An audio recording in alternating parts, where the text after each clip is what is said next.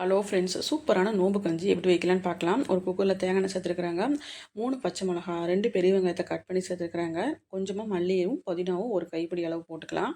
இதை நல்லா கொஞ்சம் வதக்கிட்டு பட்டை, ஏலக்காய், கிராம்பு இது 3மே நம்ம ஸ்டார்டிங்கில் எண்ணெயில் போடணும். நான் மறந்துட்டேன், அதனால நான் 2வது சேர்த்துக்கிறேன். 2 தக்காளி பழத்தை பொடுசாக கட் பண்ணி சேர்த்துக்கலாங்க. அதுக்கப்புறம் 1 டீஸ்பூன் இஞ்சி பூண்டு பேஸ்ட் போட்டு எல்லாத்தையும் ஒன்று சேர நல்லா வதக்கிக்கலாம். தேவையான அளவு தண்ணி சேர்த்துக்கலாங்க. நான் வந்து 1 டம்ளர் பச்சரிசி, 1/2 டம்ளர் பாசிப்பருப்பு சேர்ந்து ஊற வச்சுருக்கிறேன். 1 டம்ளர் அரிசிக்கு 4 டம்ளர் தண்ணி வைக்கணுங்க. அந்த மாதிரி தான் தண்ணி அளவு தண்ணி ஊற்றியாச்சு. 1/2 மூடி தேங்காய் சொரவியும் போட்டாச்சு. தேவையான அளவு உப்பு போட்டுக்கலாம். தண்ணி நல்லா கொதி வந்துருச்சு. இப்போ வந்து நல்லா அரிசி வந்து நல்லா கழுவி போட்டுக்கலாம்.